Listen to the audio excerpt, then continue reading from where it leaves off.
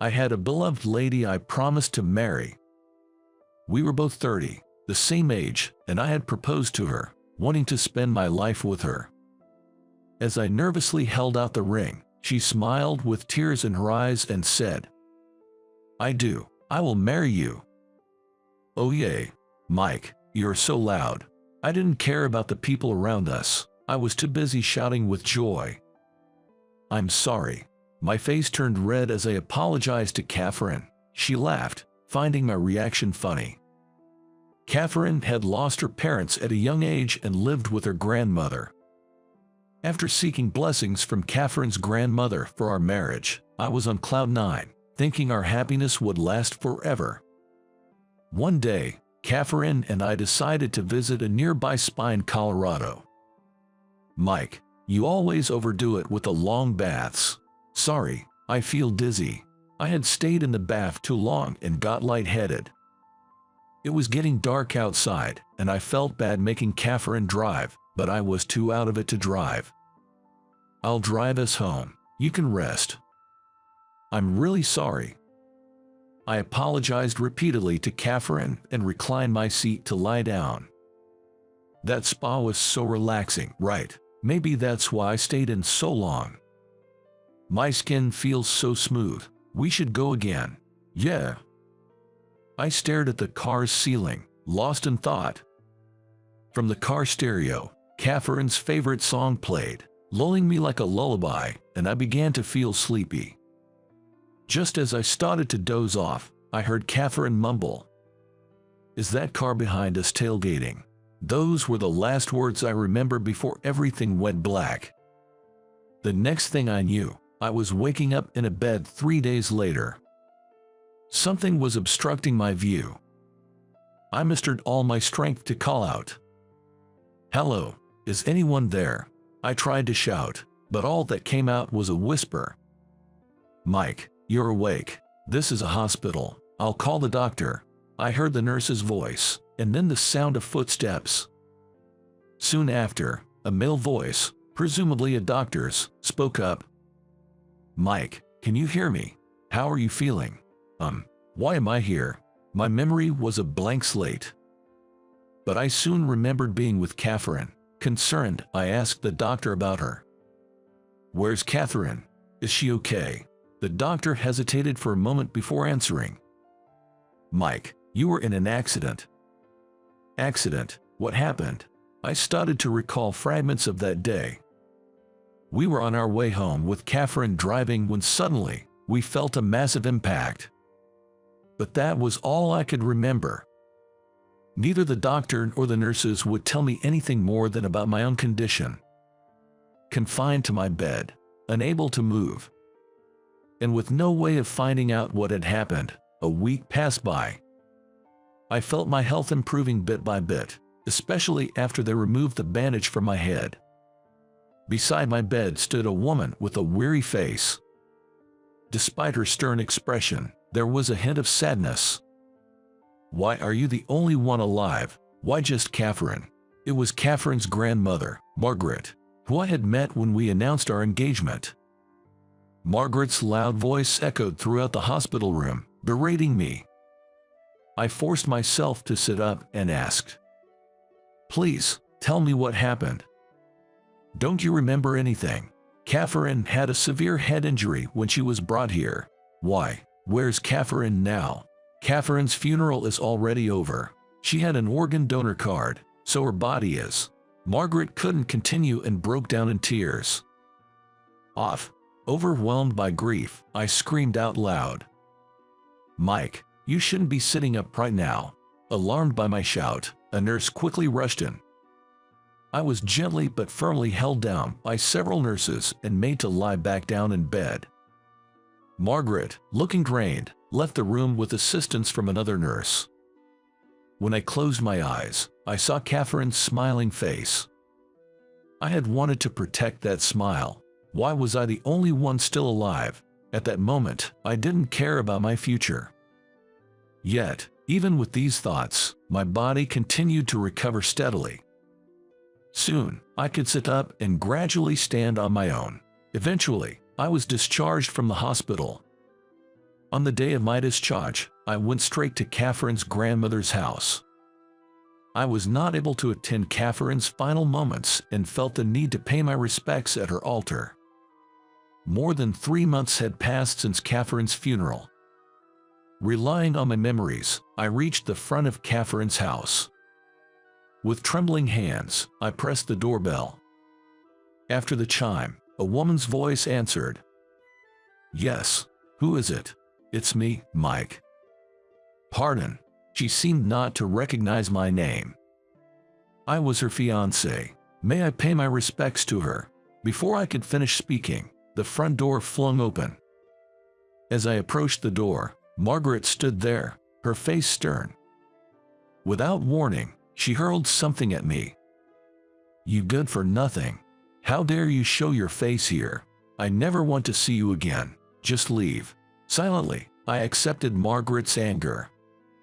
She looked much frailer than when I first met her.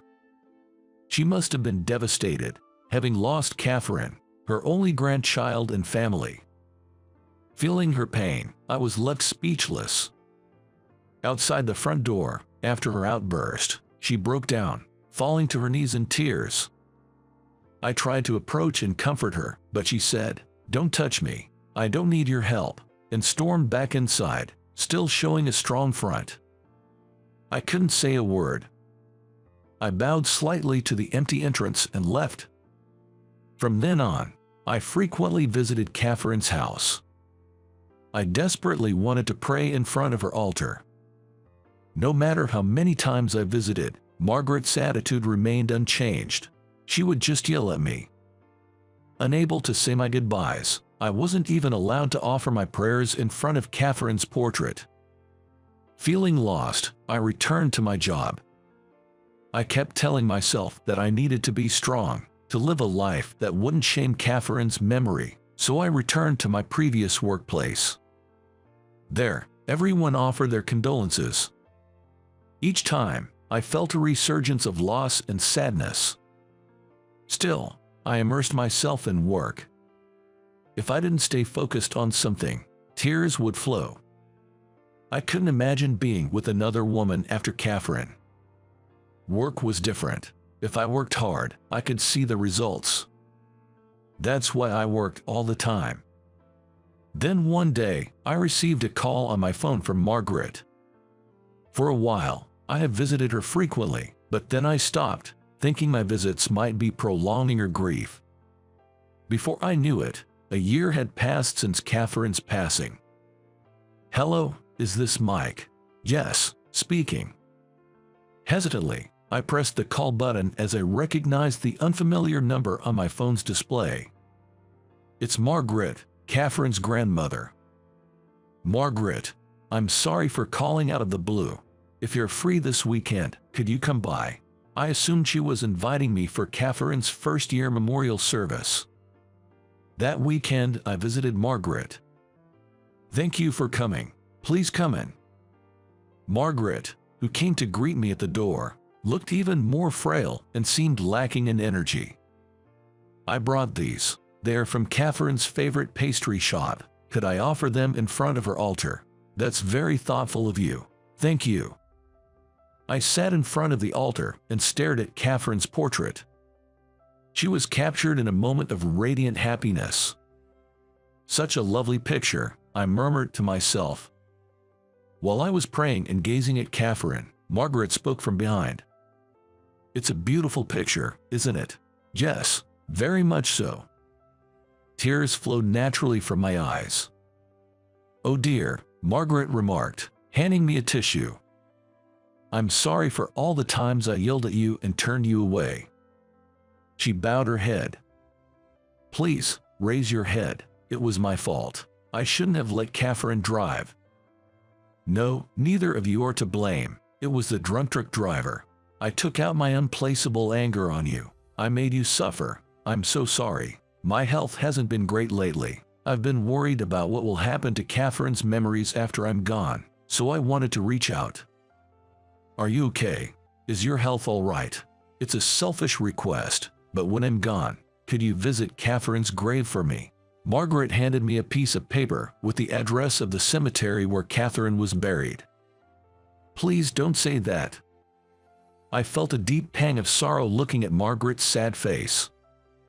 There's also something else I wanted to give you, which is why I called you here today. Margaret placed an envelope before me. The front read, "To the family of the heart donor." What is this letter? It's from the person who received Catherine's organ donation. Please read it. I took the letter, carefully unfolding the neatly folded paper inside. Upon unfolding the neatly creased envelope, it was densely filled with handwritten words. It contained expressions of gratitude from the person who had received Catherine's heart through transplantation. The letter detailed their gratitude for having been able to breathe the outside air after enduring a long battle with illness post-transplant. The handwriting bore a slight resemblance to the way Catherine used to write. The note was adorned with rounded, endearing characters at the corners. Catherine's heart. It's still beating inside someone else. Margaret nodded in silent agreement. It wasn't long before Margaret passed away. I never failed to visit Catherine's grave every month to pay my respects. From then on, I was mostly immersed in my work. Having lost Catherine, and now in my 40s, I have given up on the idea of falling in love again. A decade had passed since the accident. Being deeply engrossed in work and being single for so long, my superiors and older colleagues began suggesting I should marry. There were only older female colleagues, except for one part-time lady, and they seemed concerned about my bachelor status, even broaching the subject of arranged dating. I'd always respond vaguely, politely declining each time. Then, a woman from another department was transferred to ours. She was 30. Coincidentally, her name was Katie. "Hello, I'm Katie. Nice to meet you all." As she introduced herself with a bright smile, my heart skipped a beat. Because she had a dimple in the exact same spot as Catherine. For the first time since losing Catherine, I found myself constantly stealing glances at Katie. "Mike, can you work with her for a while?" Snapped back to reality by my boss's words, I responded, "Sure, nice to work with you, Katie." "Thank you." From then on, we worked together constantly. She always gave her best, making diligent notes and always trying hard. "Katie, you don't have to push yourself so hard." "No, I'm okay. I actually enjoy this." Enjoy. Wow, I can't even remember the last time I felt like that at work. We both laughed, and then she said, "I have been hospitalized for a long time, so I'm just happy I can work now." "Oh, I see. I'm glad you're doing better now." "Yes," Katie responded with a vibrant voice and a cheerful laugh. Her smile at that moment reminded me so much of Catherine, almost making me wonder if they were related. From then on, I found myself longing to see Katie smile and began engaging in lighthearted conversations with her more frequently. When Katie started getting used to working alone and I was away from my desk for a bit, I found a sticky note on my desk saying I had received a call. Reading the handwriting on the note, I was taken aback. It was strikingly similar to Catherine's handwriting. The characters, with their rounded corners, looked so adorable and familiar that it took me by surprise. Katie approached and seemed to notice the note. "This sticky note, Katie, did you write it?" "Yes, you had a call a moment ago. They wanted you to return it when you can."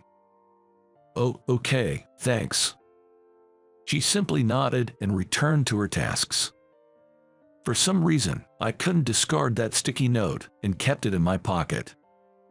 I started to feel that Katie was becoming a significant presence in my life. Around this time, an older colleague started suggesting arranged dates for me. "A friend of mine has a daughter, and I mentioned you." "What? She's interested. Why not meet her, just for a chat?" "No, I really don't. Just meet her, come on." No matter how many times I refused, My senior coworker persisted, trying to get me to say yes. Perhaps noticing my frustrated expression, Katie chimed in with perfect timing, using work as an excuse to speak to me. Mike, I had something to ask you, but are you busy right now? Mike, just think about it, the senior said, trying to push the matchmaking further. Sigh, I replied half-heartedly. Was everything okay? Katie, you're a lifesaver.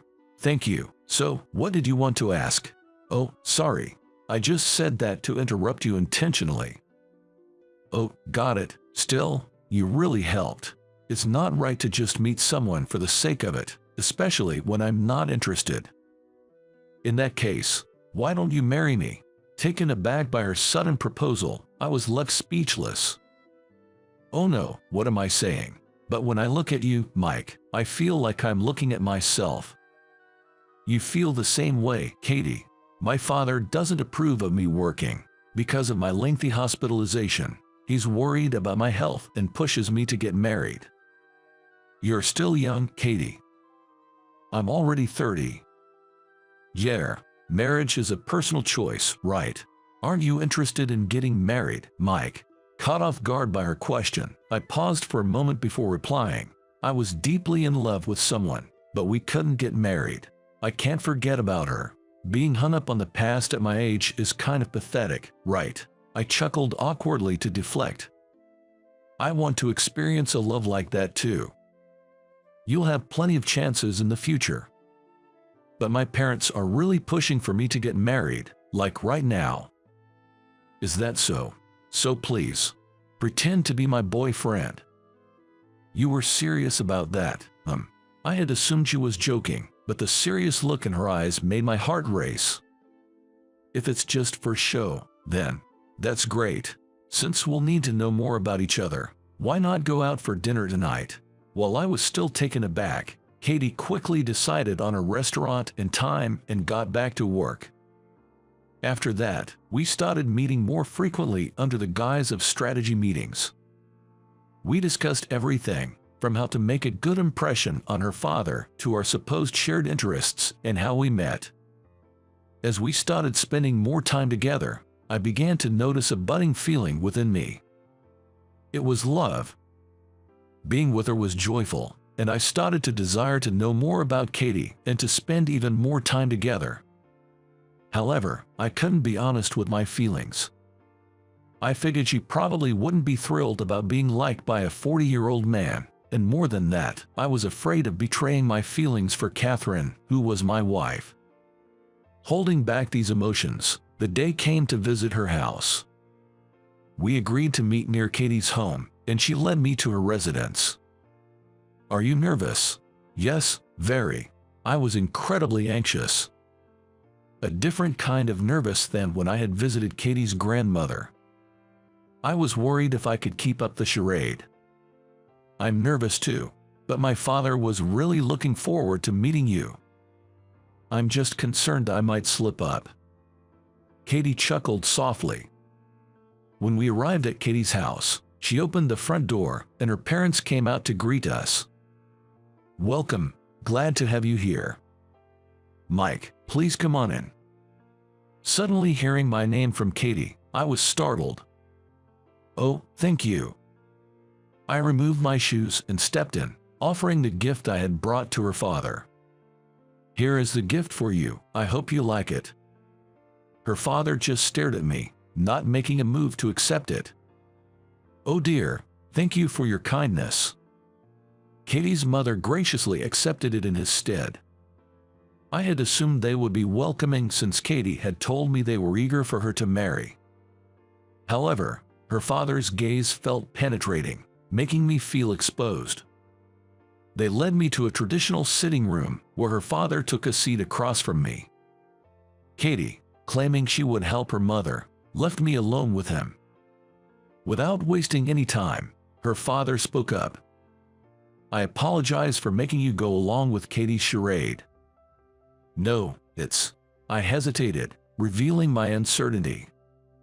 Look, I desperately tried to smooth things over, but it felt like Katie's father could see right through me.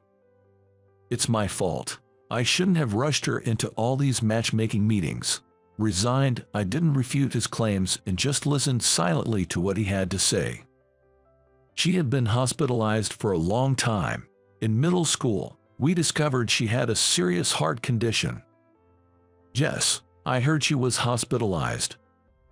It worsened to a point where a transplant was necessary. Fortunately, a donor appeared, and thanks to that, she's now as healthy as you see. A donor? When was this? It was when she was 20, so about 10 years ago. 10 years ago. In my mind, I pictured Catherine's face. I was wondering, perhaps. She looks so full of life now, as if she never battled illness, but as her parent, I hope she marries a good man and has children soon. As we talked, Katie entered with a cheerful voice, saying, "I made a homemade cake. Keep what I told you a secret from me." Her father put a finger to his lips, signaling for silence. "What were you two chatting about?" "Just reminiscing about your past." I had a pleasant time with Katie's parents and went home that day. After debating whether to tell Katie what her father knew, I decided to reveal the truth. After work, I called her to a nearby park. "I'm sorry for calling you out here. I wanted to thank you for the other day. Truly, thank you. And about the other thing." Katie seemed hesitant, like she wanted to say more. Without noticing her discomfort, I revealed that our secret was out. "What? Dad knew. He hasn't said a word since the day you came over. Parents are sharp, aren't they? He actually asked me to keep it from you, but I've been thinking, I want our lie to be the truth." "What do you mean?" "Maybe I got ahead of myself when you mentioned marriage, but I've felt that I could fall in love with you all over again. I want to know how you really feel. I also want our lie to become our reality." As Katie confessed this, her face turned bright red. From there, our relationship, which began on a lie, turned into a genuine romance. "I've always wondered, why did you ask me to pretend to be your boyfriend?" "Well, during my hospital stay, I had a teddy bear that looked a lot like you, and something about you felt familiar, like I'd known you before, so I thought you'd be the perfect choice." "I see." Seeing Katie's puzzled look, I chuckled. That sense of familiarity. I wondered if it had something to do with the heartbeat of Catherine's heart inside Katie. But my love for Katie wasn't as a substitute for Catherine. After 10 years, I took out the photo of Catherine's smiling face from my wallet. I placed that photo, along with a letter addressed to Catherine, deep inside a drawer. "Thank you so much. Please keep watching over us," I murmured to Catherine's photo. I hope you enjoyed this. Your subscription to our channel really motivates us. See you in the next video. Life has ups and downs. As that saying goes, you never know what's going to happen in life. Bad things happen one after another, and there are plenty of hard times. But life can change so quickly over something so trivial. My name is Luke Smith. Just an ordinary office worker. I commute by train every day. But I was feeling nothing but melancholic. That's because my company is a small branch office with the headquarters in the prime area of downtown New York. And from today, a newcomer from the headquarters is moving to my place of work. This person is known to cause a lot of problems at the headquarters, but he is a relative of the CEO and cannot be fired, so he was reluctantly transferred, effectively demoted to our branch. It would make anyone feel down to hear that such a problem child will be assigned to my department. I have experience as a team leader, but it's really hard to work when there's someone who disrupts the flow. I just hope he's not on the same team as mine. With that thought, I am on a crowded train today as well. Well, it's better than being packed like a can of sardines, I guess. While thinking this, I had glanced several times at the crowd of people who, like me, were using the train, when suddenly, a certain woman caught my eye. long, light brown hair and slightly heavy makeup. Wearing a cute checked miniskirt. Maybe she's a college student. She seemed to be a young woman. However, the hem of her miniskirt got caught on a large bear keychain on her back, and, well, you could see quite a lot. In other words, well, the skirt was no longer fulfilling its role, and the pink thing with a bear, like the keychain, was visible. She must really love bears. No, that's obviously bad. As expected, several passengers noticed, but no one could speak up. That's understandable. After all, most of the passengers are men. There are women, but not many around her, or if they are too absorbed in their cell phones or books at hand to notice. It would take a lot of courage to suddenly tell a woman you don't know that her skirt is up. Oh boy, isn't this bad? As I looked around, sure enough. Hey, isn't that situation kinda wild? Two boys, about high school age, are grinning at her. She herself is engrossed in her cell phone and unaware, and high school boys, who are in a sensitive time of their life and are still learning the norms, often make mistakes. One of the boys was pointing his cell phone towards her, and I thought this was something I could not ignore. But if I confront the high school boys, I might attract unnecessary attention.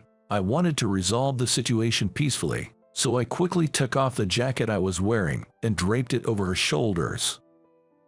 I am taller, so it just about covers the important parts.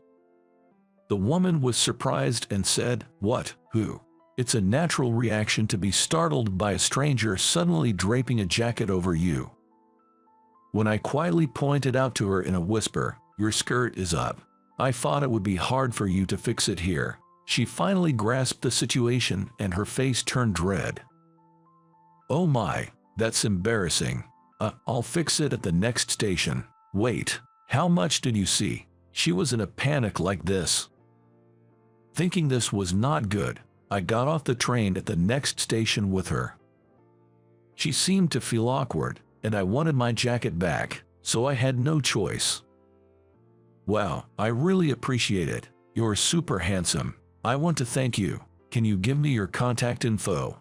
I had thought so when I saw her miniskirt, but this woman was rather flighty, or rather, a bit of a party girl. She came on strong, and while I was surprised, I had a meeting this morning, and when I looked at the clock, I was definitely late. I needed to get to work ASAP, so I handed her my business card and said, "Here, this is my business card. Contact me there if you need anything, and don't worry about thanking me," and hopped onto the express train that had just arrived at the station. I finally headed to work, but as expected, I was late for the meeting. Even though I had notified them in advance, I was called into the conference room by the manager. "Luke, it's fine that you helped someone and were late, but bringing the wrong documents to a meeting is not okay." "Yes, I'm sorry. Yes, I was late, and in my rush, I mistakenly grabbed the wrong documents and, as a result, ended up embarrassing myself in the meeting." I was glad I was the only one who was embarrassed, but as one would expect, restless behavior is not good for a member of society. As I was apologizing to my department manager, the manager said, "Well, what's done is done. Make sure it doesn't happen next time. Now, on to the real issue at hand." Saying that, my manager handed me a piece of paper. He's a kind man, and it's rare for him to call me into his office like this. Which means something significant must have happened.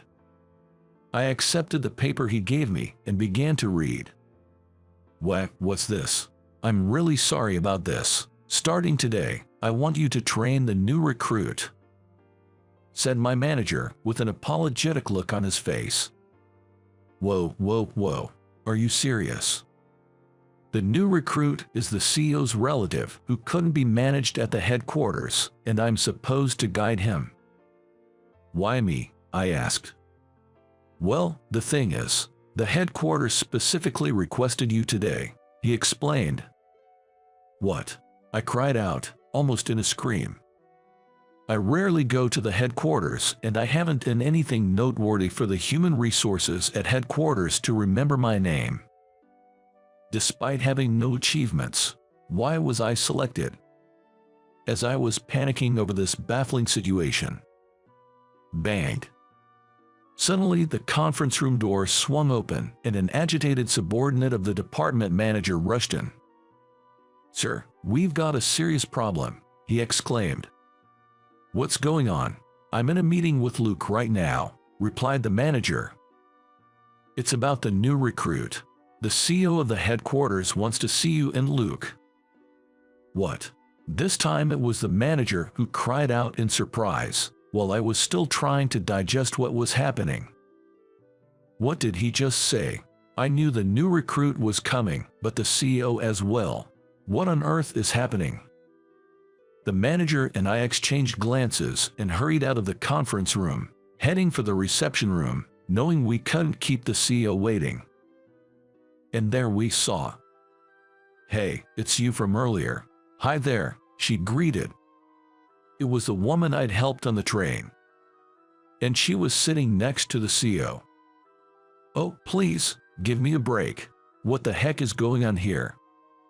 I was nearly in panic mode and decided to get my head out of the clouds here. As it turned out, the woman I helped today, whose name is Anna Ashton, is the CEO's daughter. But apparently she's been rather wild and has had difficulty sticking with any company she's joined.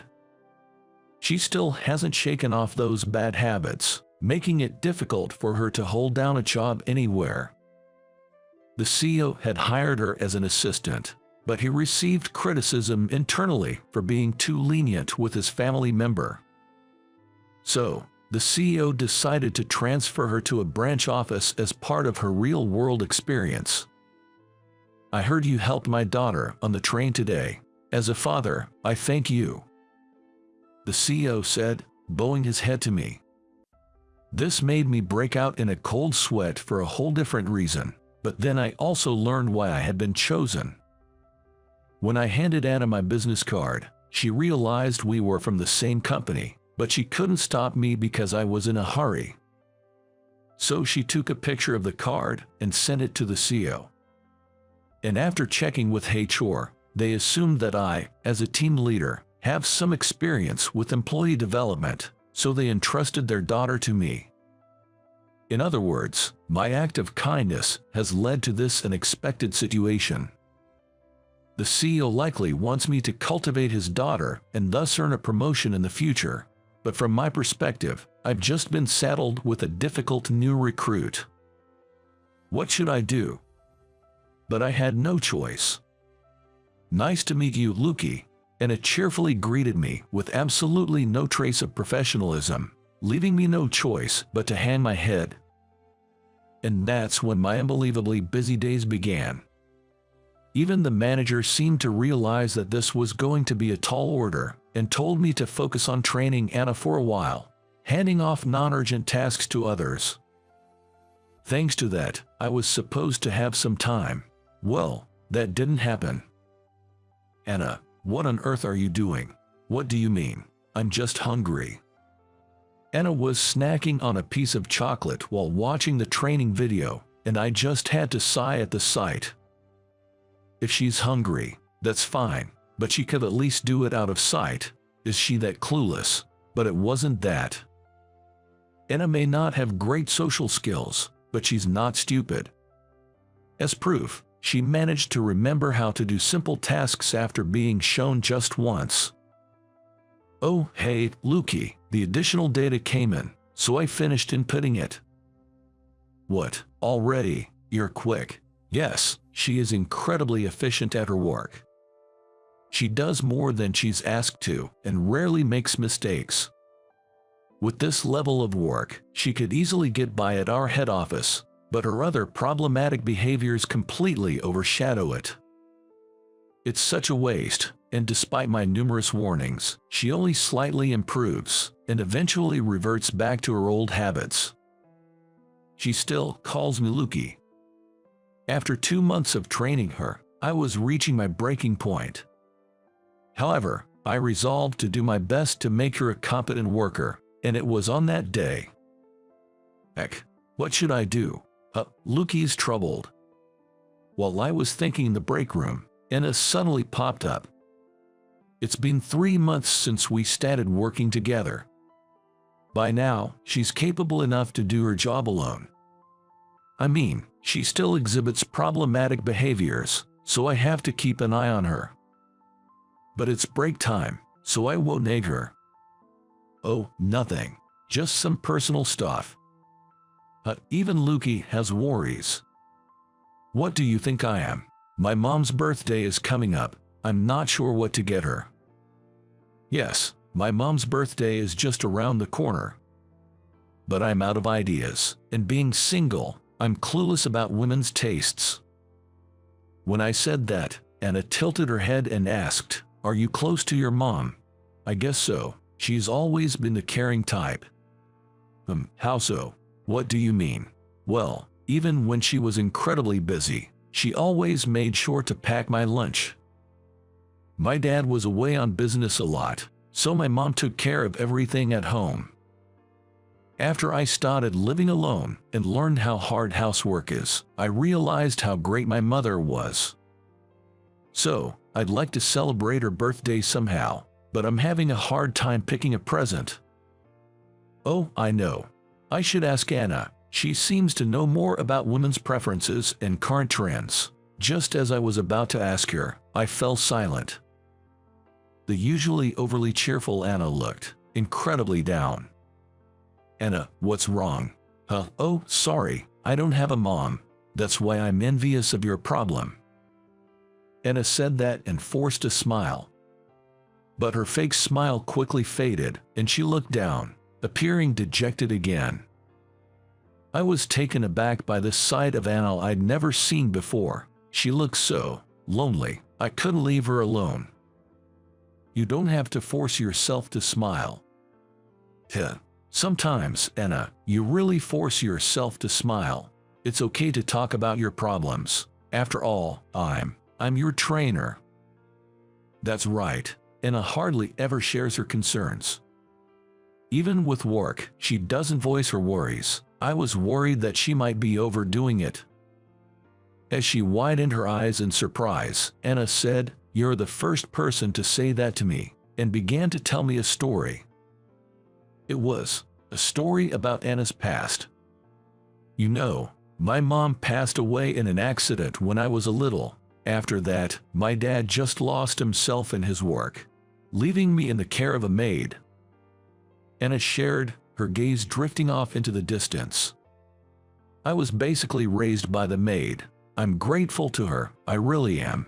But then again, she was paid to take care of me, right? So, I can't help but wonder if there's really such a thing as unconditional love. Well, I guess it doesn't matter now that I'm all grown up, she said, laughing it off. Watching her, an idea began to form in my mind. Maybe Anna had grown up lacking affection. Her father, the CEO, understood that, which was why he couldn't bear to leave Anna alone and kept her in the company. Upon reaching that conclusion, her actions began to make more sense. Anna's problematic behavior is actually only to those close to her in the company. She often arrived late but would always be early when there was a business deal. She was quiet around people from other departments but often played around with me and those she was close to. I wondered, was this her way of interacting? Causing trouble to get her busy father's attention? Could it be that she grew up without realizing it was wrong? That's why scolding her wouldn't fix her behavior.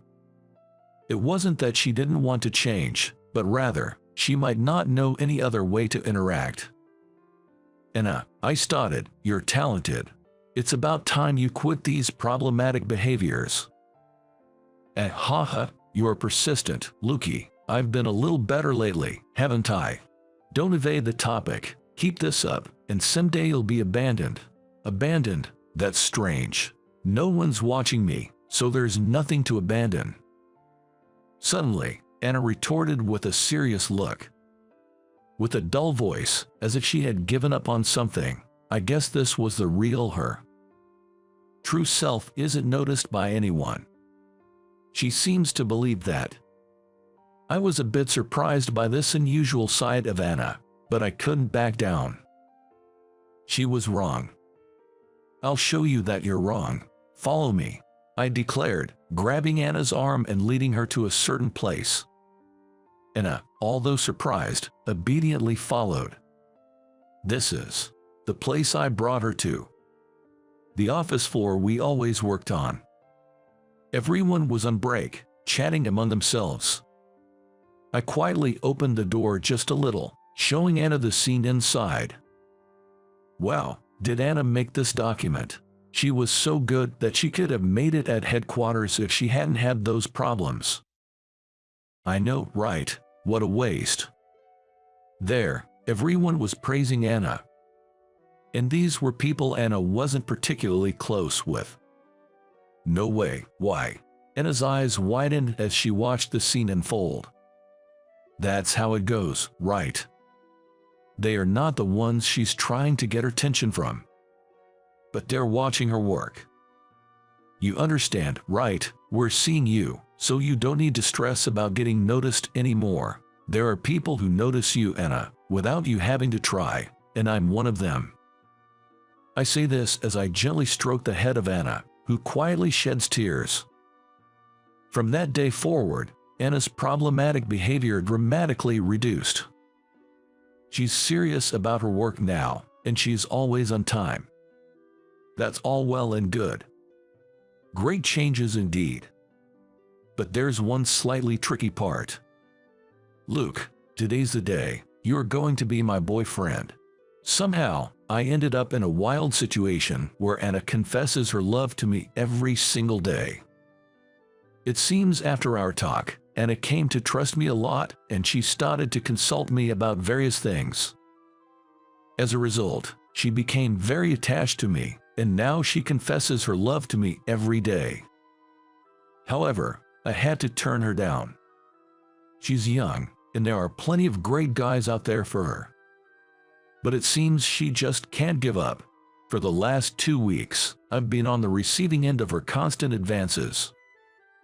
When faced with such intense appeals, my feelings to her was changing. Okay, let's go out. I think I've fallen for you, Anna. Today's the day I'll become your girlfriend. That's what I said. It's okay. At what? Anna responds with a bright red face. It seems she wasn't expecting to get the okay. But next thing I knew, she was crying buckets and hugging me tight, saying I did it. I'll work hard. I'll become a woman worthy of you, Luke. Stay with me forever. Whoa, okay. This is our workplace. And that's how we started dating. But there are many difficulties between us. There's some bad friction between Anna and her father. No, he's a father who thanks me for helping his daughter, so there must be some misunderstanding. First, I went to Anna's house with her to clear up this misunderstanding. Of course, the CEO gave me a very disapproving look. He entrusted me with his daughter, and here I was getting involved with her. The one most surprised by this reaction was Anna. She thought her father didn't care about her. And this is where the real trouble started. Her father showing concern for her was nice and all, but he was opposed to our marriage. They had a huge fight. But it seemed like it helped them vent their pent-up frustrations. You're always working and neglecting me. Don't act like a father now. I am your father. I've been worried about you. Well, it's too late to worry now, silly. They argued and argued, but finally had a heart-to-heart talk. The CEO, my father-in-law, was confused about how to deal with his grown-up daughter, and in his fear of hurting her, he distanced himself from her. This only led to him losing his ability to communicate with her, and he had his own set of worries. Anna realized she was causing her father distress, and that she was loved. Finally, the two of them made peace. Of course, our marriage was approved, and next we went to greet my parents. Anna, who never had a mother, was very nervous, but my mom had already heard about the situation and said, "I'm happy to become your mother." Anna was so moved by this that she started crying. On top of that, my mom treated us to dinner, which moved Anna so much that she said, "I want to cook this too," and asked my mom to teach her how to cook. Now they're the best of friends. With both families' approval, we happily got married, and now we're a blessed family with 3 kids. My father-in-law is so smitten with his grandchild. His stern face that I've seen at work is nowhere to be found. Anna was surprised to see a side of my father-in-law that she had never seen before, but she said, "It feels like we've finally become a family. I'm so happy. I guess that's a good thing." We couldn't have a wedding because of Anna's pregnancy, but I'd like to see her in a wedding dress someday. With those thoughts, we continue to live happily each day. How did you find today's story?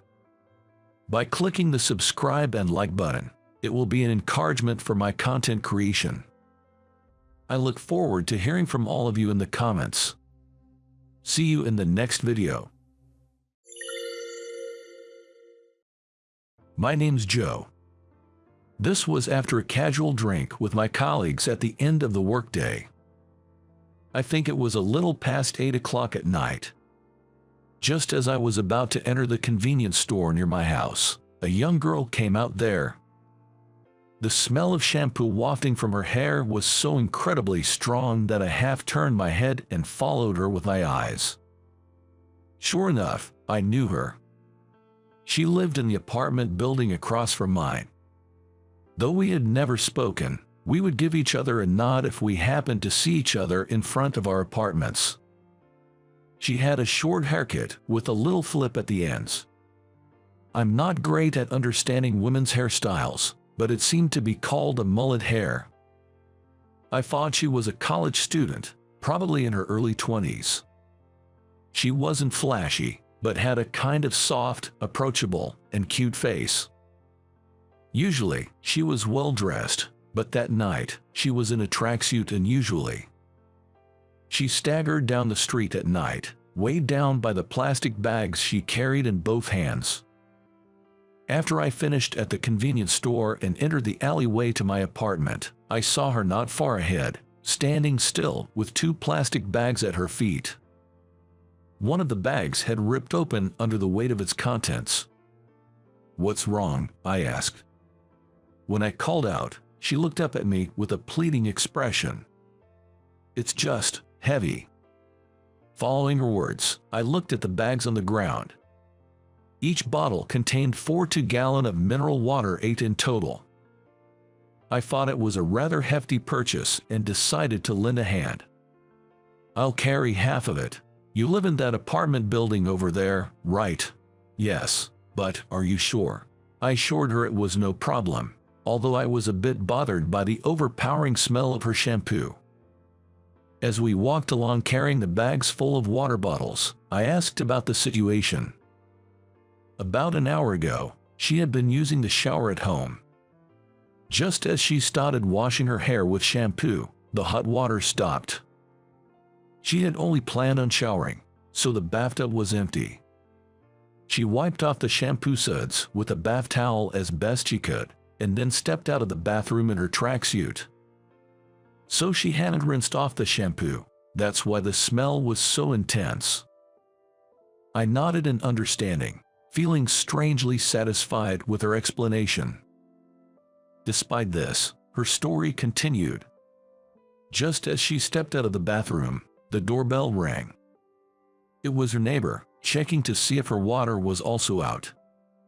It turned out the water was out in all the apartments, and everyone started making a fuss. Someone called the property management company who managed the building. When they came to check, it turned out to be a problem with the water tank. They called a professional to repair it, but it couldn't be fixed that night, and so everyone had to spend a night without water. That's why she had gone to buy bottled water at the convenience store. I helped her carry the water bottles up to her room. She thanked me repeatedly, looking quite embarrassed. That's quite a disaster. Must feel awful with your hair full of shampoo." At my words, she put her hand on her own head. "Yes, so, after buying the water, I thought I'd boil some and wash it out." As she said this, something flashed in her mind, and her eyes lit up. "Right, there's a spa down the street past the convenience store, isn't there? Maybe I'll go there. It's been a while since I last visited a spa. I wouldn't usually." I nodded, turned on my heel to leave, and then remembered something. Remembered and turned back to her. "That spa, it's closed on Tuesdays." Her hand, which was inserting the key into the lock, suddenly stopped. Then she looked at me with her mouth gaping. There weren't any other internet cafes or the like where she could use a shower in this neighborhood. "If you'd like, you can use mine. It's old, but I keep it clean, so it's not dirty." She lived in what you might call a fancy designer condo.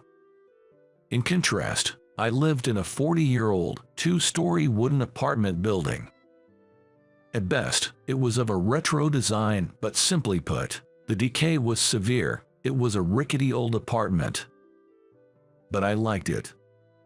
There wasn't any particular inconvenience, and the location was good. My room was on the second floor, and it got decent sunlight. And above all, the rent was by far the cheapest in this area. I even doubted whether it was a crime scene when I first moved in. The layout of the room was such that as soon as you entered the front door, the kitchen, about the size of a small dining room, was to the right and a bathroom unit was to the left, and there was just one larger room in the back. She was a little hesitant about my invitation, but losing to the unpleasant feeling of her hair, she eventually came to borrow the shower.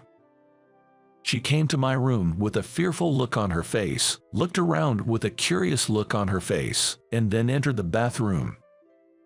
Immediately, I heard the sound of hot water running and pitter-pattering from the shower. I felt as though I was listening to a sound I shouldn't be hearing. So, I turned on the TV in a hurry. "Thanks to you, I feel refreshed. I'm glad I could be of help." Exchanging these words, I saw her off from the doorway.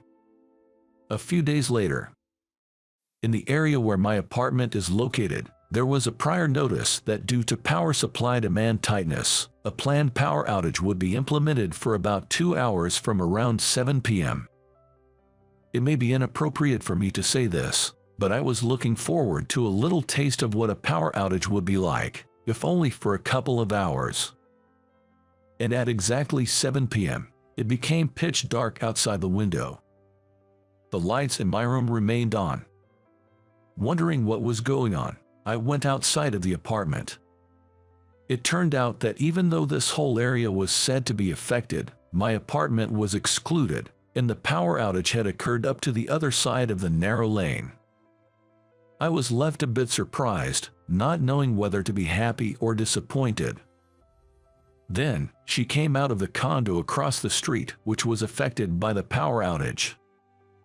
When I greeted her, she also bowed her head, saying, "Thank you for the other day." And then she sighed and said, "It's a power outage this time. It's so annoying, and I have an exam tomorrow." She had heard the notice about the planned power outage, but it seemed like she was sure it would be cancelled. But still, taking the previous water outage as a lesson, she had stored some water. In cases where water tanks are used in condos, water is sent to each room using electricity, so if there is a power outage, water will also stop. And when the power really went out and the lights turned off, she thought she would try to imagine the exam questions in the dark, almost like a meditation. She was thinking about making some tea to calm down. But my place is fully electric, so not only do the lights not turn on, but I also can't get water or heat water. And so, far from calming down, she became frustrated and decided to go to a fast food restaurant near the station to study. I was about to tell her that in my room, the lights are on and I can heat water, but I decided not to. Instead, I said, "Well then, good luck. take care, and saw her off. Then, the next evening, when I was returning from work and about to leave the station, I saw her arguing with a station staff inside the ticket gate. "Good evening. Is something wrong?" "Oh, Joe." I didn't remember introducing myself to her, but maybe she had seen my nameplate when she came to borrow my shower. "I don't have enough money for the train fare." "Train fare? How much?" she answered with a face that looked like the world was ending. 80 cents. 80 cents. Nowadays, 80 cents. I couldn't help but laugh out loud. But anyways, I lent her the money anyway. She successfully exited the train station and headed home with me. "I think I dropped my phone in the train," she said. She's always been one to go cashless, paying with her phone wherever she went. Of course, she carried a bit of cash too. But that day, she had just finished her college exams and had an early dinner with her friends to celebrate. The restaurant they entered only took cash, and she used up most of the cash she had. Then she took the train, but she used her phone as her train pass as well. She was able to go through the ticket gate when she boarded the train with her phone, but after she got off, she lost her phone and couldn't get out of the station. When she explained the situation to the station staff, they checked for lost items, but told her, "We have no matching reports yet. You can either wait a little longer or hope that the train crew finds it when the train she was on goes back to the garage." Regardless, she had to pay the train fare. It was okay to self-report the station she got on at. She should have just said she boarded from the next station, but she honestly answered. As a result, the fare from that station was 80 cents more than what she had left in her wallet. If she had a debit card, she could have withdrawn cash from the ATM on campus, but she always left her debit card at home and relied on her phone. The next morning, she came to visit me, out of breath, as I was leaving for work. She had withdrawn cash from the ATM at a convenience store last night. Since she didn't have a landline at home, she searched for a public phone in the neighborhood and just contacted the railway company. Then she found out that her phone was stored as a lost item. "So I'm going to go pick it up now." Saying that, she ran off, then came back to me as if she remembered something, and paid me back the 80 cents I lent her yesterday. Watching her leave, I couldn't help but laugh. I felt like I had become her uncle or something. Then, next weekend, while I was shopping at a nearby supermarket and checking out, I spotted her at the next register. She was, unlearned, paying with her phone again. After checking out, I approached her at the batting station and spoke to her. "Hello, are you shopping?" She looked surprised for a moment, but as soon as she recognized me, she smiled and said, "We've been running into each other a lot lately, haven't we? Maybe we just didn't notice each other before. We might have been passing by each other all the time." We left the supermarket and walked home together. Lately, I've been really unlucky. Remember the water cut off and the scheduled power outage the other day, and dropping my phone and the train fare? She looked up in the sky and shook her shoulders back and forth in a bored manner. "I'm really fed up. I failed my college exam, and I made a mistake at my part-time job and got scolded. And the other day when I was walking on the street, I even got pooped on by a crow." I chuckled through my nose. Hey, we all have times like that. Suddenly, she got an idea and said, "Hey, Joe, can I use your kitchen today?" I said okay, but asked why, and she answered. The reason she hasn't been lucky lately is because of the apartment she's living in. Since she moved there, she feels like her luck has turned bad. "I'm not good at cooking, but I'm good at making omelets. But the apartment I'm living in is all electric with an induction heater." She said that with an induction heater, she couldn't make an omelet the way she wanted. I thought blaming it on the tools was a bit much. Maybe it's a kind of exorcism. If I can make a good omelet with gas, Maybe I'll move to a place that's not all electric. I didn't expect the word exorcism to come out of her mouth. Sure, why not? Give it a try. I'll taste it for you.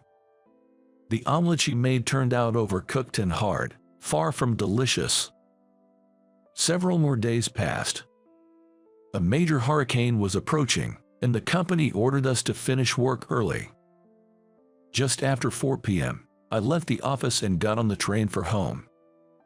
As predicted, the weather was threatening, with strong winds blowing and ominous, thick rain clouds hanging in the sky.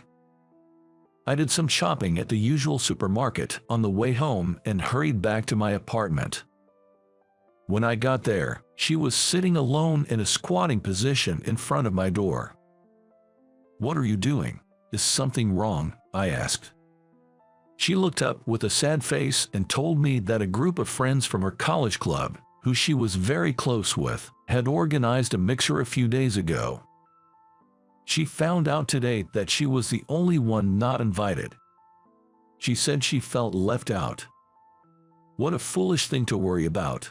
Well, that's youth for you, I said, laughing off the situation. Anyway, the wind is getting stronger and it's starting to rain.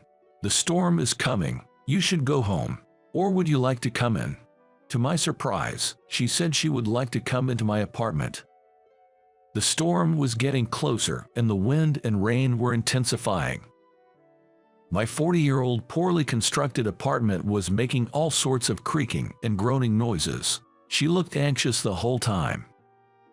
She probably has never heard such noises in her fancy apartment. "Are you going to eat with me? I'm making fried rice for dinner."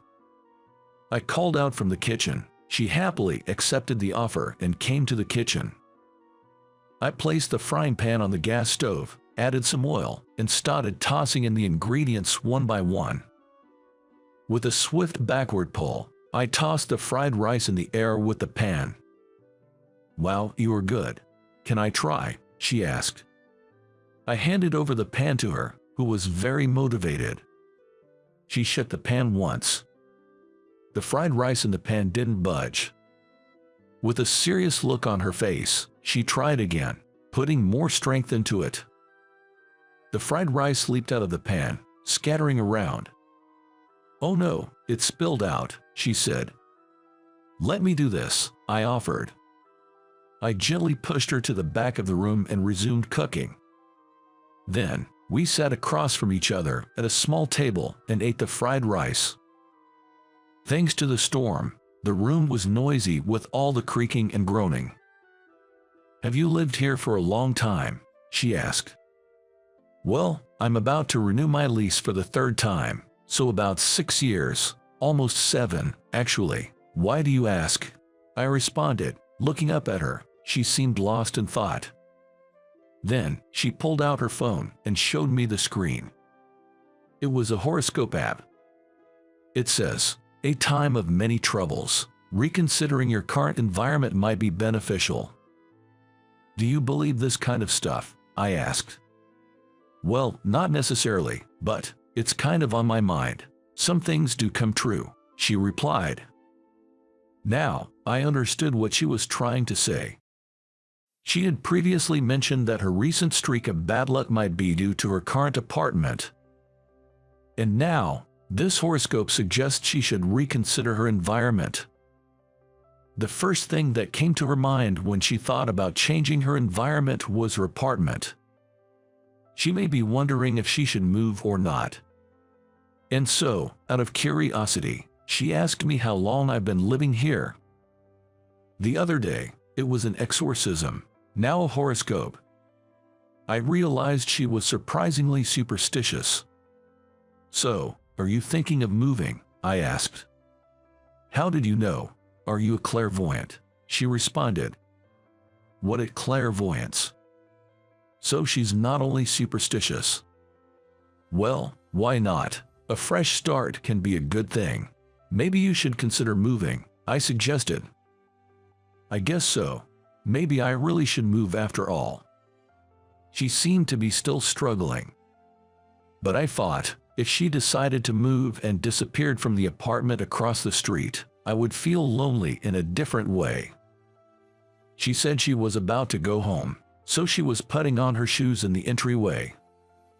The peak of the hurricane seemed to have passed, but even so, it was still pouring rain outside. "Thanks for the fried rice.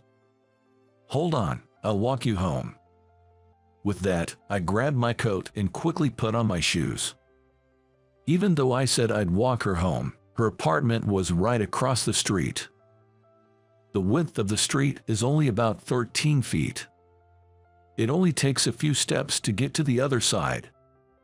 But I wanted to walk her home. We descended to the first floor of the apartment. I opened the coat I was carrying, and we both held it above our heads like a makeshift umbrella. "Let's go." Then, 1 step, 2 steps. The rainwater pooled on the road splashed up. 3 more steps and we could cross the road. I shouted, holding her shoulder. "All right, let's go for it." "Yes. On your marks, get set, go." Hop, step, jump. We landed in front of her apartment. Then, she pulled my hand and dragged me into the entrance. "I've decided. I'm going to move." "Ah, so you've decided." I regretted a bit for telling her to move unnecessarily. "Can I have your contact?" When she asked, I gave her my cell phone number. She saved that into her smartphone. "I'll send you an email later." I silently nodded and said goodbye to her. A month later, she left the apartment across the street. I thought I would feel lonely not seeing her face anymore, but that was not the case. Instead, I became busier. Because I'm exchanging emails with her many times a day. How did you like today's story? Your channel subscription and likes give me the motivation to keep creating. I'm also looking forward to reading your comments. See you in the next video. In April, it seems people have the itch to try something new. Just like every year, as the end of April approaches, there's been an increase in climbers with brand new gear. At the lodge, while serving meals, I'm constantly on the lookout for anyone who might be overconfident in their shiny new equipment. Preventing accidents before they happen is also part of the job for those of us making a living off the mountain. My name's Jake Sullivan. I just turned 29 this year. If you ask me about my profession, I'd stumble a bit on the answer. Currently, I'm working as a mountain guide and part-time at the lodge. I stay in the US working these part-time jobs, and once I've saved up enough, I set out to conquer mountains overseas. Mountaineering is expensive, and things like permits can be a hassle, so I can't always jump right into it. It's especially tough for a broke climber like me. But a job with a goal in mind doesn't feel like a burden. This season, being able to live and entrust myself to the wilderness is my ideal environment. Today is the last Saturday of April, and many people are heading into a long weekend. The lodge is bustling. There are plenty of regulars. But there was one woman who clearly stood out. She seemed to have depleted quite a bit of energy to get here. Her pale complexion didn't strike me as that of a frequent mountain goer. She was panting and carefully settled herself down at a corner in front of the lodge, so as not to get in the way of others. She was constantly checking the heel of her left foot. She probably has a blister from her new hiking boots. I went inside the lodge for a moment, picked up a Band-Aid specially designed for blisters, and approached the woman. The sun hid behind my back, casting a shadow around her as she sat down. When I saw her lift her head in surprise, I was momentarily captivated. I mean, she was more beautiful than any other woman I had ever met.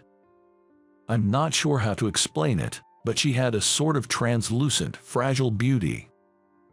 Her long jet black hair was tied up with a hair tie, but it shone brilliantly. "Excuse me, aren't you getting a blister? Here, take this."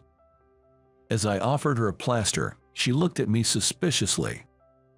She seemed to be on guard, being approached by a big guy on top of a mountain. I explained that I was a mountain guide and also worked part-time at a mountain hut. With this, her tension eased a bit. "Thank you." In a small voice, she accepted the plaster. All the while, I couldn't help but look at her gear. It all seemed brand new, like this was her first time hiking. "How far are you planning to go?" I casually asked her as she took off her hiking boots and lowered her socks to check her heel. It was already past noon. If she aimed for the summit from here, she would end up walking back in the dark, which could be dangerous. Ideally, I wanted her to turn back here or aim for the summit tomorrow morning. Despite my hopes, she told me that she intended to reach the summit. Fog was starting to hang around the summit. Mountain weather can change quickly. Even if you aim for the summit now, it will be dark by the time you descend. There's fog coming in as well. Wouldn't it be better to give up for today and aim for the summit tomorrow morning after spending the night at the hut? On hearing my words, she frowned in discomfort. She seemed to dislike being instructed by others. But this was a matter of life, and I wasn't ready to back down just yet. If she got lost and the colleagues who went to rescue her got into trouble, I couldn't bear the thought. "I appreciate your concern, but I have my own plans. I find it uncomfortable to be directed by a stranger like you." Contrary to her delicate and seemingly quiet appearance, she clearly voiced her opinion. I was a little surprised by this unexpected gap. Casting a glance at me, she quickly started to pack her things. She seemed to want to leave here as soon as possible. "Hold on a minute, are you really going?" She ignored my hurried words. It looked like it was going to be difficult to stop her.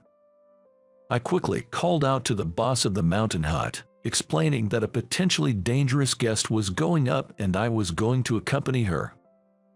He quickly gave the go-ahead, so I grabbed my always-ready backpack and followed her. Soon, I could see her brand new backpack. Thinking she might dislike it if I got too close, I kept my distance while watching her clumsy hike. Just as I expected, her pace was slow. All the other hikers we passed were hurrying down the mountain. The fog near the peak thickened, and the scent of rain grew stronger.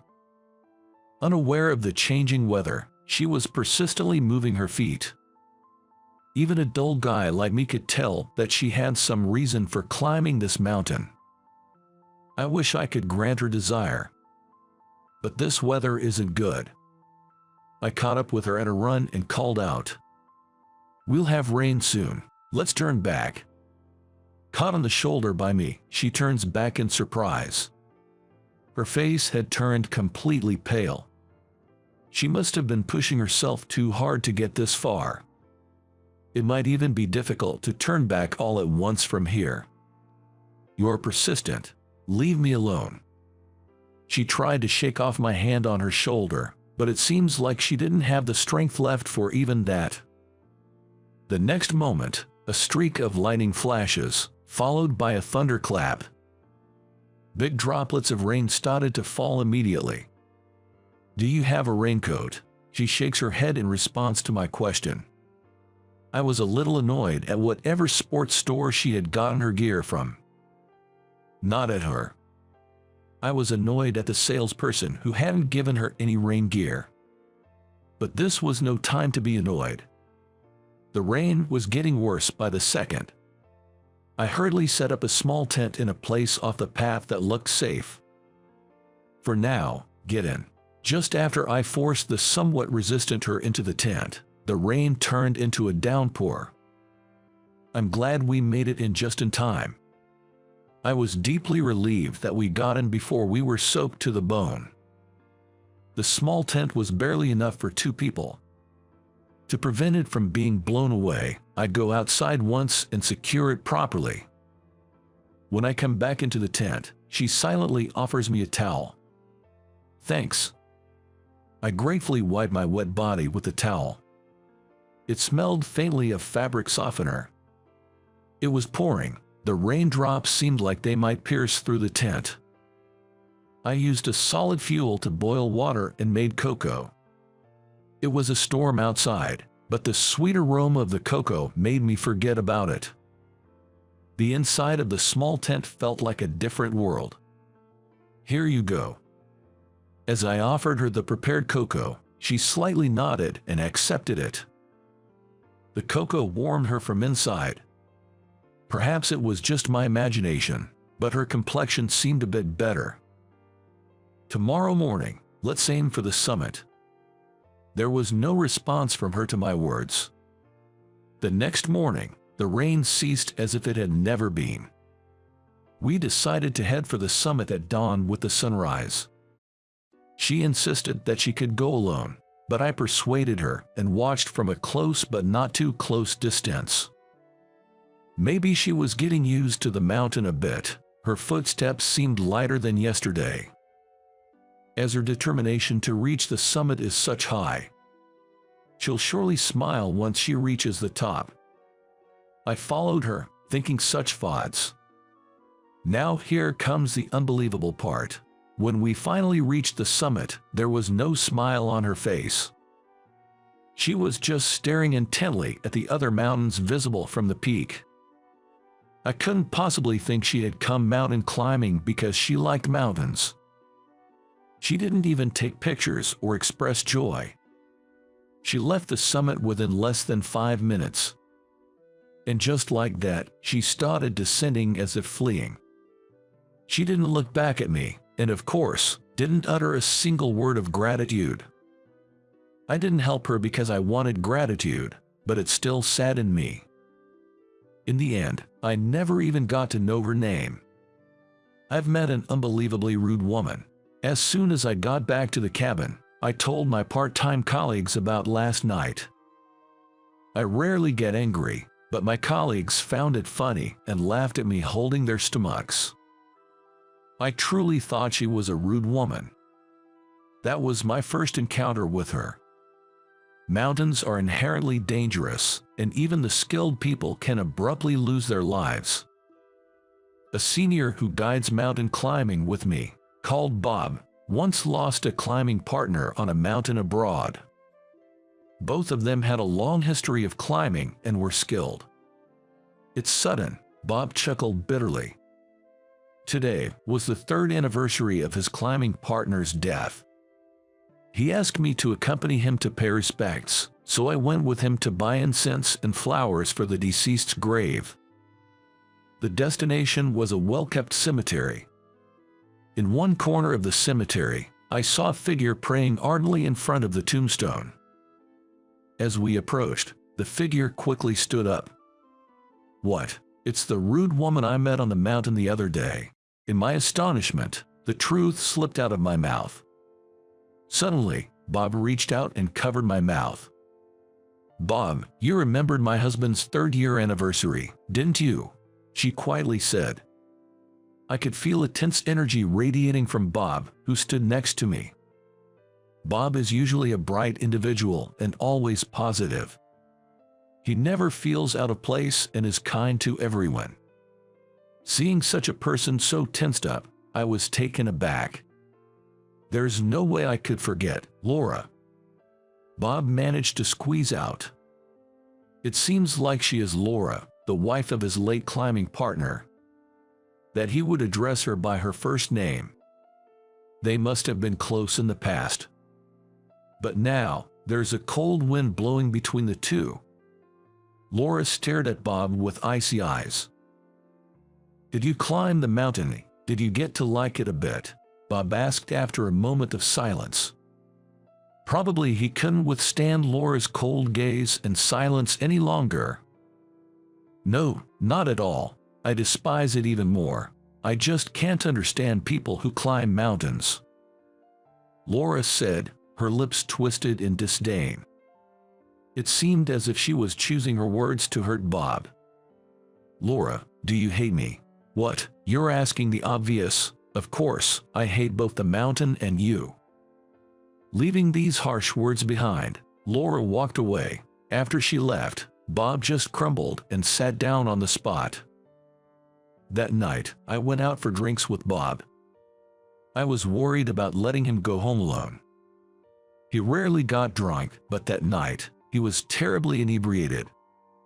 Again and again, he mumbled words of apology to Laura in a groaning voice. I have never seen Bob like this before. It almost made me hate Laura, who was pushing him to this point. By the time I managed to get him into his apartment, the sky was already beginning to lighten. The next day, Bob was back to his usual self. Looking a little shy, he apologized for his behavior the night before, saying, "Sorry about that." All I could muster was, "It's okay." Once I returned to the mountains, I diligently continued my work. By the time the tourist season was ending, I could see the prospects of securing funds for my next climbing expedition. I was considering trying to climb Denali in Alaska. That's what I had been thinking about all this time. Of course, I didn't have such a conceited idea that I could conquer it in one go. I am merely a challenger. I intend to challenge it as many times as it takes. Upon hearing this, my longtime friend, Steve, offered to support me. He is looking for companies that could provide financial support. The reason I had come down from the mountains to return to the city after such a long time was because I received a message from him saying that he had found a company likely to provide funding. It happened to be a time when preparations that couldn't be done in the mountains, like gathering equipment and submitting applications, had been piling up. I borrowed a suit, something I was not accustomed to wearing, from Steve and got myself reasonably dressed. I told him that I should be fine in my usual outfit, but Steve told me, "It's a big corporation." The place he took me to was the headquarters of a large company that even I, being disconnected from the world, knew about. The massive building was overwhelming. From the entrance, you could see business people in suits going in and out, looking very busy. I couldn't believe that Steve had managed to rope in such a big company. I followed him into the building's entrance. The lobby at the end of the bright, open atrium seemed to reflect a positive and open corporate culture. While Steve was confirming our appointment at the reception counter, I absent-mindedly stared into the lobby. Right in the center of the lobby, they were in the process of refreshing the flowers in a large vase. Is that? There she was, Laura. She was arranging flowers in front of the large vase with certainty. Her profile looked very serious. I looked around to see if there was any other staff, but there was no one. Noticing my gaze, Laura stopped arranging the flowers and looked over. I involuntarily shuddered. Narrowing her eyes slightly, she confirmed it was me, and without hesitation, started walking towards me. I panicked at her approach. I thought she might throw harsh words at me again. I had an important presentation coming up. It would be disastrous if my spirit broke at a time like this. But there was nowhere for me to escape. I closed my eyes tightly and repeated a soothing mantra. I even prayed that she had mistaken me for someone else. I didn't get your name before. I have something I need to apologize to you for. I opened my eyes wide in response to her unexpected words. There in front of me was the face of the woman I'd been smitten with that day. When we met on the mountain, I think her makeup had all but melted away due to sweat, leaving her almost barefaced. Today, Laura had her makeup neatly done and seemed like a professional woman. What do you mean? Suddenly, I was thrown into confusion by her change in attitude. In my dream, I was scolded by him. Her late husband appeared in her dream, apparently scolding her for her disrespectful behavior towards me. It seemed she was repeatedly urged to forgive my mentor, Bob. I thought about it when I woke up. I was immature. I sort of ran away without even thanking you for saving my life. Thank you for that time," she said a bit bashfully and deeply bowed to me. I somehow felt embarrassed and acted awkwardly. "If you have time, I would like to treat you to lunch. I owe you an apology for many things." As I nervously responded, Laura proposed this. Of course, I readily agreed. Laura smiled happily and said, "I'm glad," upon hearing my response. She went back to her work after we decided to meet up at the entrance. Steve, watching me entranced by her, rolled his eyes. The presentation to the company was a great success, and it was decided we would receive financial support. It seems they'll also provide us with gear. It's truly a blessing. I deeply appreciated Steve's effort. Laura arrived a bit late to the entrance where we decided to meet. "I'm sorry, I was tied up with some work stuff." I was again taken aback as she runs up, panting. I guess she's just my type. I've never felt like this in my life before. The place Laura had reserved was a restaurant serving Nepalese cuisine. It seems it was her late husband's favorite restaurant. The dal soup with spices, herbs, and beans was also my favorite, so I was genuinely happy that she chose this restaurant. He used to bring me here a lot. He said he would eat this in Nepal as well. He used all kinds of ways to try to take me to the mountains. She smiled a little sadly as she remembers her late husband. Thinking about Laura's feelings makes my heart ache a little. "Did you have some business with that company after coming down from the mountain?" When asked by Laura, I told her that they've become our corporate sponsor. I informed Laura that I would be challenging Denali next. She frowned a little at that. "Denali, it's been a while since I've heard that. It's a mountain that every climber longs for." She must have heard it numerous times from her husband. Perhaps even Laura's husband had expressed his desire to challenge Denali. I'm sorry." Without thinking, the words of apology slipped out. At my words, Laura's eyes widened in surprise. And then, in the next moment, her eyes narrowed in a smile. "Don't be silly. There's nothing to apologize for."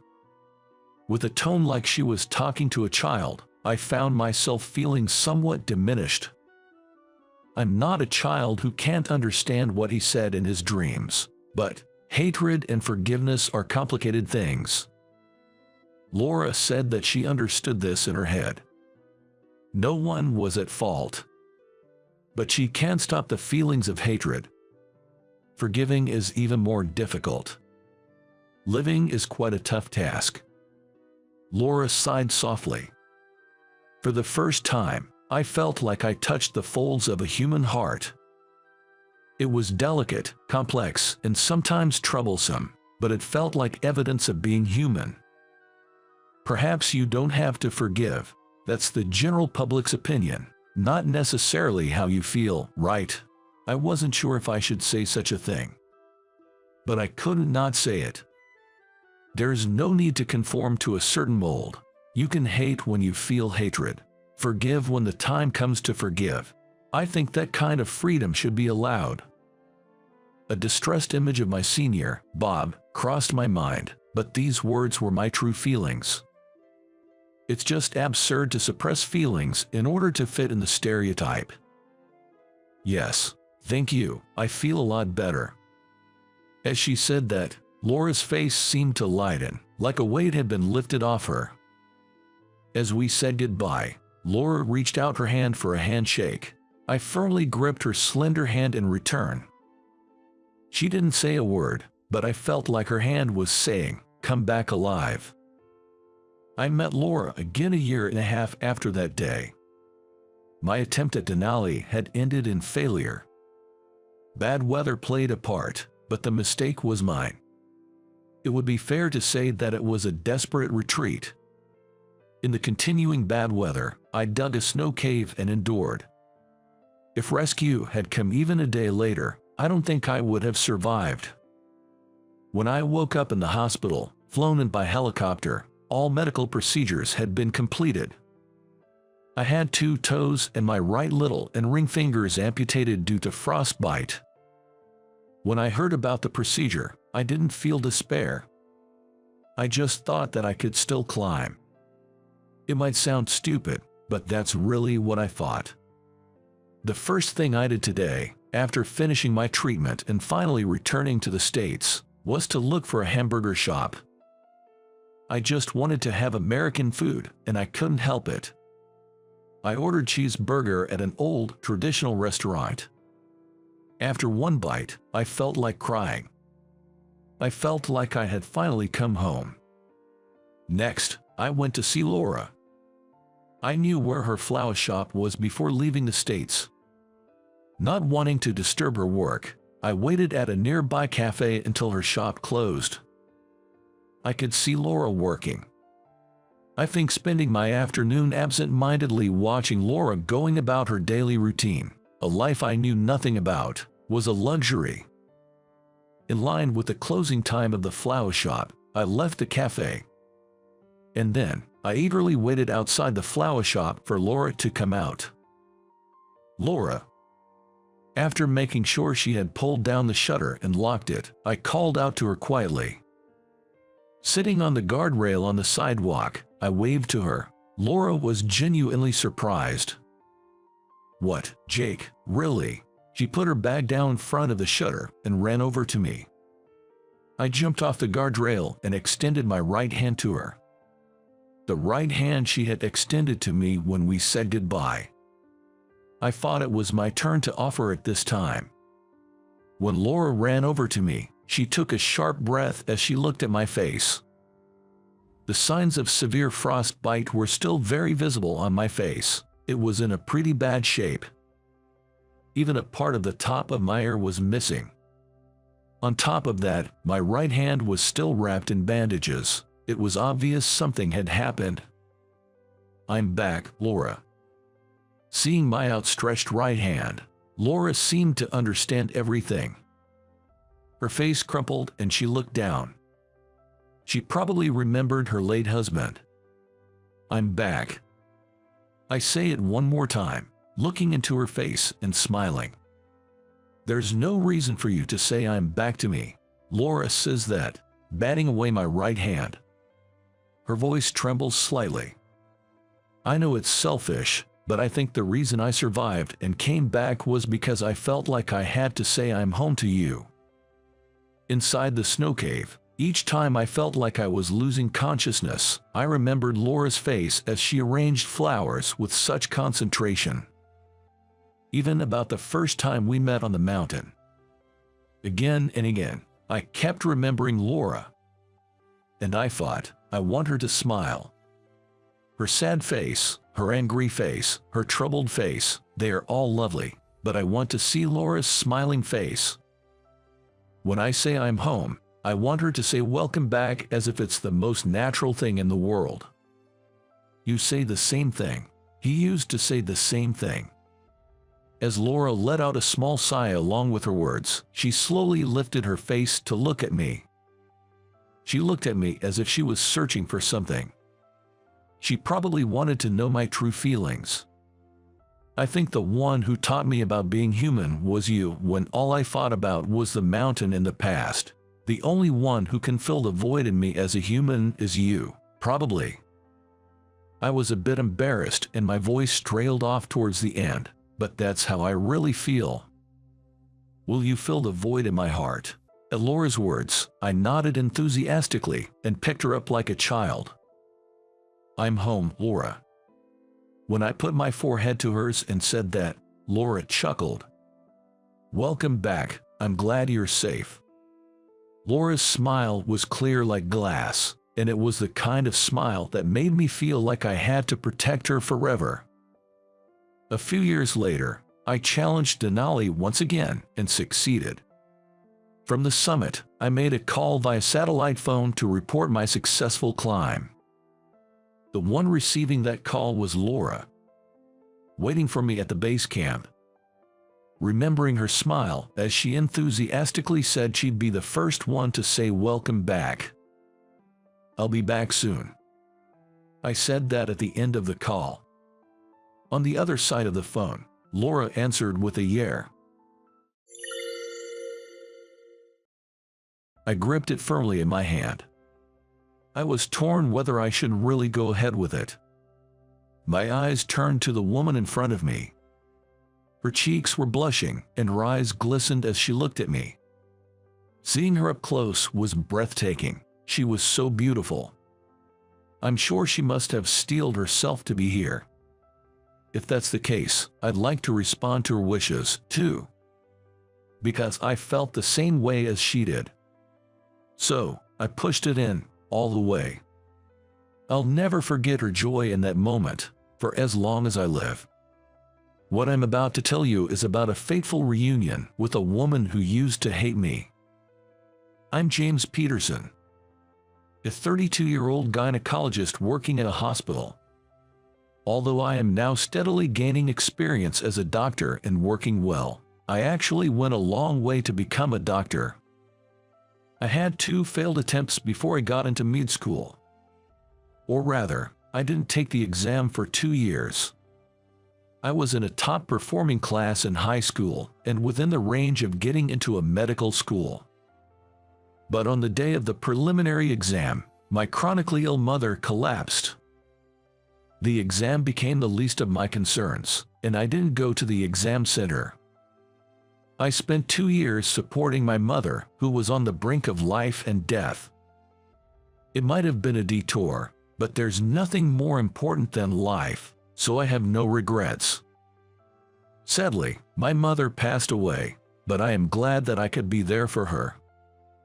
I always dreamt of becoming a doctor, and through my mother's battle with illness, my desire became even stronger. So, 2 years later than my peers, I entered medical school. Now, working as a doctor, a woman transferred to my hospital. The beautiful classmate from high school who used to hate me, Amanda, became my patient. Well, it would be more accurate to say that she was always competing with me, rather than hating me. Amanda and I went to the same preparatory school. We were always competing for top grades, and she treated me as a rival on her own accord. I didn't particularly feel that she was a rival, but it is true that competing with her motivated me to study harder. Maybe because she saw me as a rival, she was always tough on me.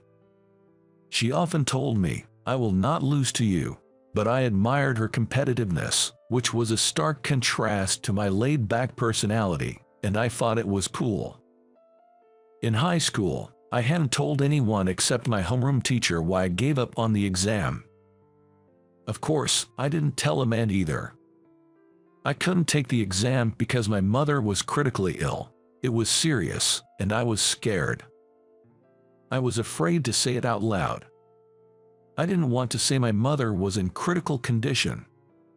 If I said it, the scene of my mother collapsing in front of me would come to my mind. I couldn't bear the sympathetic looks from everyone. But Amanda, not knowing the reason, seemed to think that I had run away before the exam. "You didn't have the confidence, and you ran away. Not even going to the exam site, you're such a coward." She insulted me like that and wouldn't talk to me from then on. She got accepted into a prestigious university. It was the university she had always claimed she would get into since our freshman year of high school.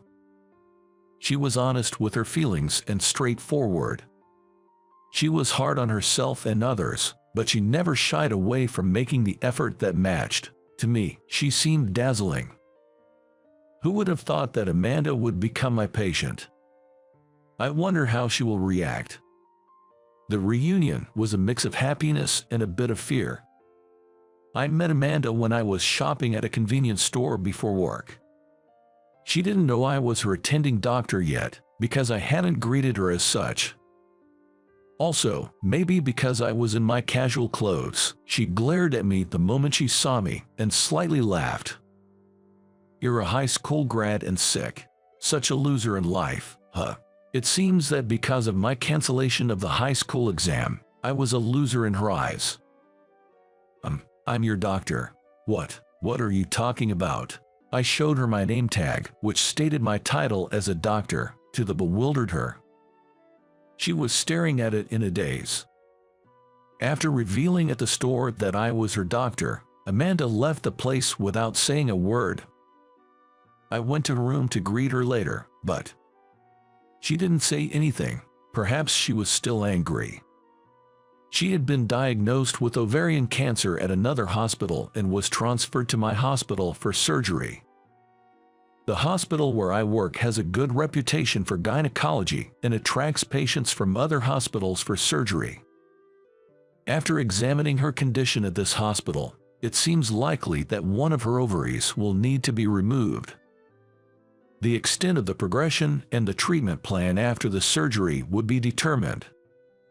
But then, Amanda started saying something completely unexpected. I'm not going to have surgery. Excuse me, what did you say? Listen carefully, you dummy. I said I'm not having surgery. If you got it, just leave me alone. I explained the importance of the surgery, but she wouldn't listen. I wondered if she didn't like me, so I had other doctors and nurses talk to her about the surgery. But no matter who talked to her, Amanda refused the surgery. And she wouldn't give any reasons. I wanted to respect the patient's wishes, but I wanted her to make a choice that values her life. More than anything, I was concerned that she won't give me a reason. One day, as I was troubled with how to deal with Amanda, I passed by her room and heard arguing voices from inside. So it's going to be an ovarian removal, huh? We have to call off the engagement. I saw for the first time someone who had come to visit Amanda. He was raising his voice, sounding irritated at the patient. One of my ovaries will still be left. There won't be any problem. You don't know that for sure. What about the chance of getting pregnant? It's going to be lower than normal, right? Can you even have children? If you can't, there's no point in us getting married.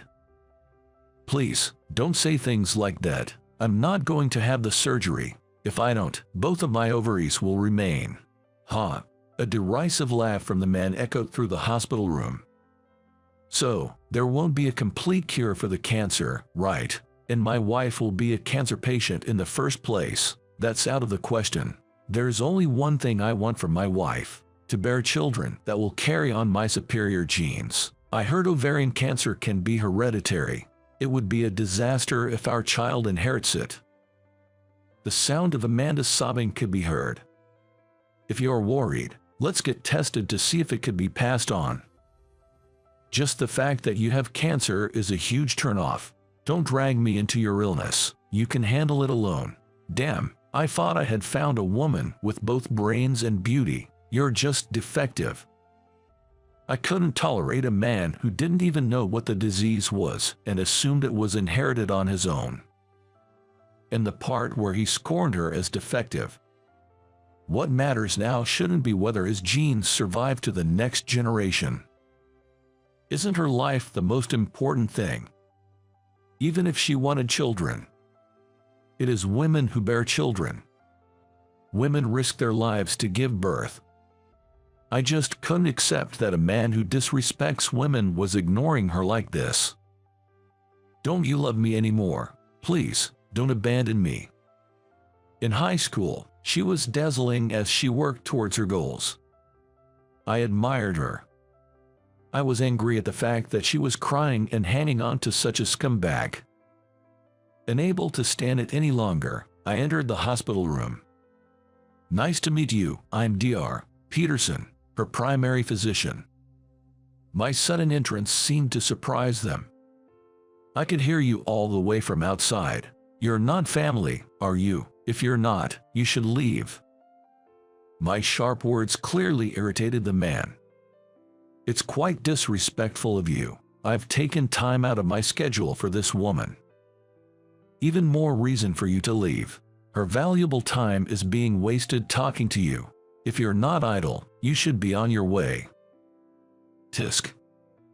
The man clicked his tongue, shooting Amanda a glare. Is it okay if I leave? If I leave, it's really over between us, okay? His tone seemed to contain a mocking laugh, as if he was making a fool out of Amanda. Watching her cling and cry, he seemed to find amusement. Amanda, her eyes moist, alternated her gaze between the man and me. The usually strong-willed Amanda was nowhere to be seen. That frustrated me. Do you need to cling to this kind of man? The Amanda I know wasn't someone who compromised on herself. I heard you studied a lot and got a job at a good company. You worked just as hard in college, didn't you? You're an amazing person. Marriage is supposed to be a lifelong decision, right? You don't deserve someone who neglects your life and talks about your genes and defects. The man shouted things like you, and you're mocking me, as he listened to my words. Amanda was quietly watching me. Unsuitable, perhaps. Her words sounded younger than Amanda I knew. At this moment, Amanda seemed like a lost child. Maybe she was doubting her path due to the harsh words from the guy. Yeah, he's unsuitable. There should be someone else who will appreciate and cherish a hard worker like you, so don't lower yourself to the level of a scumbag like him. Upon hearing my words, Amanda closed her eyes and took a deep breath. When she opened them again, there were no signs of tears. Her eyes now regained their shine as she stared down at the man. We're done. Leave now. You sure you want to talk to me like that? I might forgive you if you apologize now. The man's earlier bravado was gone, and it was obvious that he was bluffing. He'd initiated the cruel conversation, but now he was unsettled by her desire to break up. I've had enough. We're finished. I'm glad I found out how small-minded you are before our marriage. What was I thinking? How did I not notice until now? I can't stand people who look down on the sick, or who see women as mere tools for childbirth. I'm baffled as to what I ever saw in you. Leave right now. The man was speechless, having been chastised by the woman he once looked down upon. I opened the door to the hospital room, gesturing outward with my hand. Then, with a smile, I said, "Please never come back." The man looked frustrated and fled back. With just the two of us in the hospital room, I asked for her permission and took a seat by the bed. Sorry for eavesdropping and barging in, but that guy, he's an absolute jerk. I couldn't stand it. Eavesdropping isn't a good hobby, but I'll forgive you. He used to have his gentle moments, but he showed his true colors when I fell ill. Yet, I was already in love with him, shamefully clinging to him. I wonder if my illness weakened me. Did you refuse surgery for his sake? She nodded slightly. It seemed she thought that if she didn't have her ovaries removed, he would stay by her side. But doing so wouldn't cure her illness. Maybe her mental was also weakened by the illness to the point where she didn't understand that. She laughed self-deprecatingly. Oh, you've seen an embarrassing side of me. I feel completely exposed. She seemed a bit embarrassed. But it might not be fair that she was the only one whose secret was known. I've also hidden something. Can I share it with you? I felt the need to reveal why I didn't take the college entrance exams. I told her about how my mother fell ill, how critical her condition was, and that I had to postpone my exams for 2 years to take care of her. Once I finished, she hit me gently with her pillow. Why didn't you tell me that? At such a tough time, I accused you of running away, didn't I? That's awful. I didn't want to worry you, so I couldn't say it. I thought getting pity would be painful, too.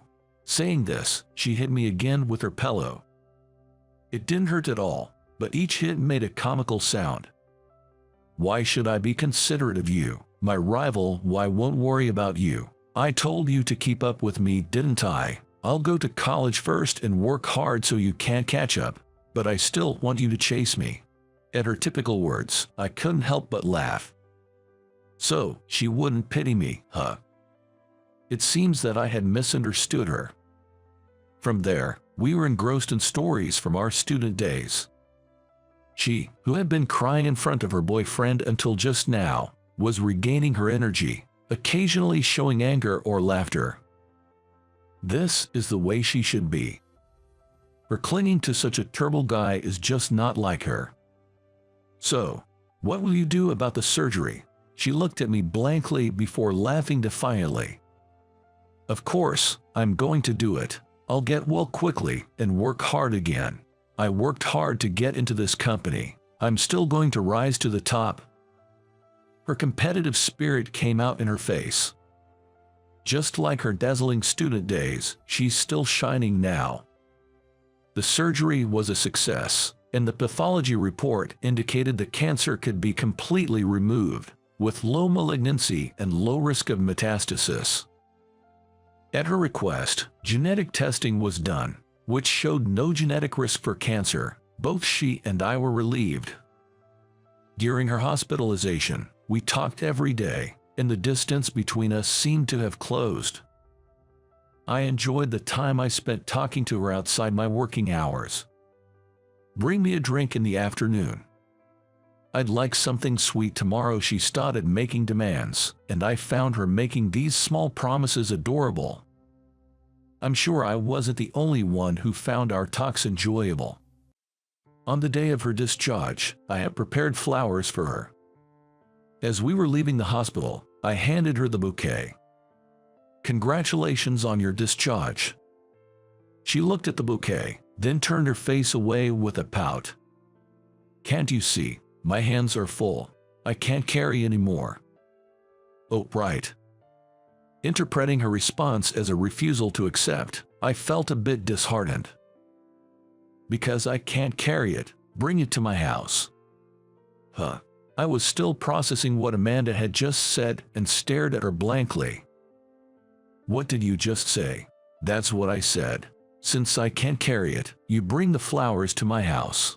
Well, Amanda, I don't know where your house is. She then placed a piece of paper with something written on it in my pocket. I reached into my pocket and felt the paper. What's written here? When I asked, she replied, my contact and address. You'll need to bring flowers. Call me after work. It seemed that Amanda is willing to see me outside the hospital. I clenched the piece of paper in my hand. I was hesitant about whether I could really keep this in my pocket just like this.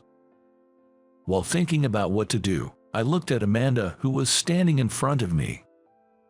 She was there, her cheeks turning red, her eyes moist as she looked at me. Surely, she had made up her mind to be here with me. If that's the case, I'd like to respond to her wishes, too. After all, I feel the same way about her. That's why I firmly pushed the paper into the depth of my pocket. Even if you ask for this back, I won't return it. Hearing my words, she seemed to relax. Perhaps she had been tense as well. I'll probably never forget the joy on her face at that moment for the rest of my life. When I returned to the office and looked at the note, it was written, "Absolutely, you contact me," along with her contact information.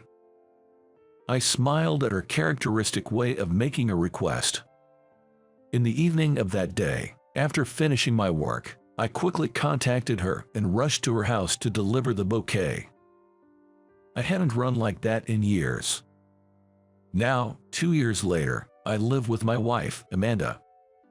We do fight a lot, but my wife, who still looks pretty and cute when she's mad, makes me happy. All in all, I want to continue cherishing my wife, with both sweet and cool faces, who never fails to pack me a lunch filled with love.